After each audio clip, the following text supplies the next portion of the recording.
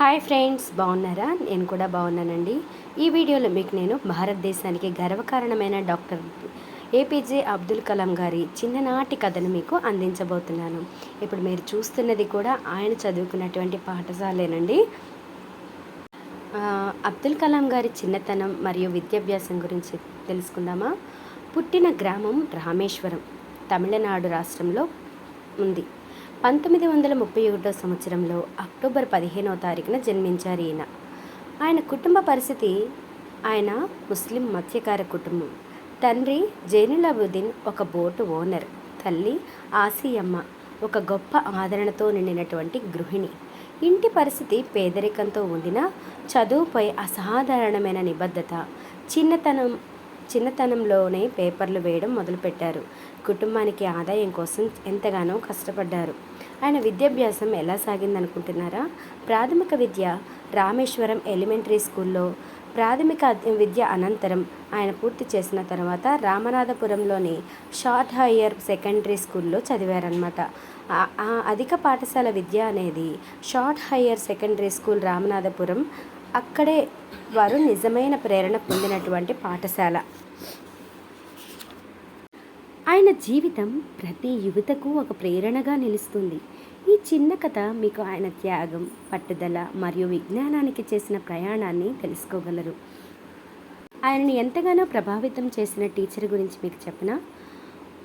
ఆయన పేరు సాల్మన్ అయ్యర్ గారు. ఆయన చెప్పిన మాటలు కలాం గారి జీవితాన్నే మార్చేశాయి. కలాం గారు ఆయన టీచర్ మధ్య ఒక మంచి సంభాషణ అయితే జరిగిందండి. అది ఏంటి అంటే, ఒకరోజు స్కూల్లో సైన్స్ క్లాస్ జరుగుతూ ఉందంట. ఆ సమయంలో సాల్మన్ టీచర్ గారు కలాం గారిని ఒక ప్రశ్న వేశారంట. కలాం, నీవు ఆకాశాన్ని ఎందుకు చూస్తున్నావు అని. అప్పుడు వెంటనే కలాం గారు ఆ ఎగురుతున్న పక్షుల్ని చూస్తూ, అవి ఎలా ఎగురుతాయో తెలుసుకోవాలని ఉంది మాస్టారు అన్నారంట. అప్పుడు టీచర్ ఆశ్చర్యంతో, అవును, ఇది నిజంగా ఒక గొప్ప ప్రశ్న, మనం దీనిపై ఒక స్పెషల్ క్లాసే తీసుకుందాం అని అన్నారట. అన్న తరువాత ఆయన ఆ పక్షుల్ని ఎగరవేతపై మంచి లెక్చర్ కూడా ఇచ్చారంటండి. కలాం గారు అది చూసి ఏరోనాటిక్స్పై మక్కువను పెంచుకున్నారట.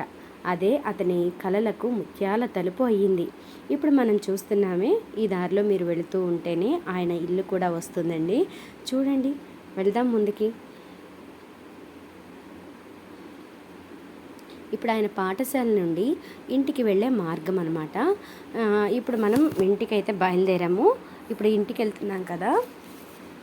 ఆయన ఇల్లు, కలాం గారి పుట్టిన ఇల్లు, ఇప్పుడు హౌస్ ఆఫ్ కలాం అనే పేరుతో స్మారక స్థలంగా మార్చారండి. ఇది రామేశ్వరంలో ఉంది. అక్కడ ఆయన కుటుంబం ఇంకా జీవిస్తున్నారు.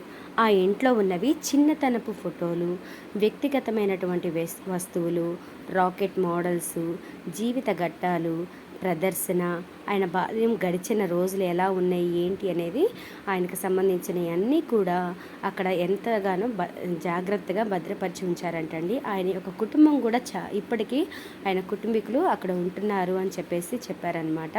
అయితే ఇక్కడ ఫోను లోపలికైతే నాట్ అలౌడ్ అండి.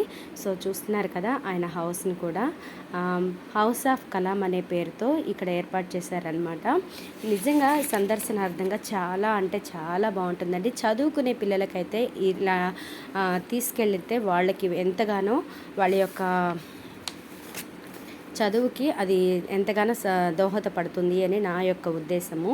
మీకు అవకాశం ఉండి వీలుండి ఒకసారి మీరు చెన్నై కనుక వెళ్తే ఖచ్చితంగా రామనాథపురంలో ఉన్న ఆయన హౌస్ని కూడా మీరు తప్పకుండా విజిట్ చేయండి. పిల్లల యొక్క చదువుకి ఈ హౌస్ ఆఫ్ కలాం హౌస్ అనేది చాలా దోహదపడుతుంది. అలాగే ఇక్కడ ఈ వీడియో కనుక మీకు నచ్చినట్లయితే ప్లీజ్ లైక్ చేయండి, షేర్ చేయండి, సబ్స్క్రైబ్ చేసుకోండి. ఇంకా మరిన్ని ప్రేరణాత్మకమైన వీడియోల కోసం మా ఛానల్ని సబ్స్క్రైబ్ చేసుకోండి. మరియు మీకు ఎలాంటి విషయాలను తెలుసుకోవాలనుకుంటున్నారో మీ కామెంట్స్లో తెలియచేయండి. ఆ వీడియోలు చేయడానికి ప్రయత్నిస్తాను. ఓకేనా ఫ్రెండ్స్? అలా చూసి వెళ్ళిపోకుండా ప్లీజ్ లైక్ చేయడం మాత్రం మర్చిపోకండి. మీరు ఇచ్చేటటువంటి లైక్ నన్ను ఎంతగానో మోటివేట్ చేస్తుంది, మరిన్ని వీడియోలు చేయడానికి దోహదపడుతుంది. ప్లీజ్ ఫ్రెండ్స్, మీరు ఇచ్చే లైక్లే కదా నన్ను ఇంతగా మోటివేట్ చేసేది. ఇంకా మళ్ళీ నా ప్రేక్షకుల కోసం మంచి మంచి వీడియోలు అందించాలి అని కోరిక కలిగేది.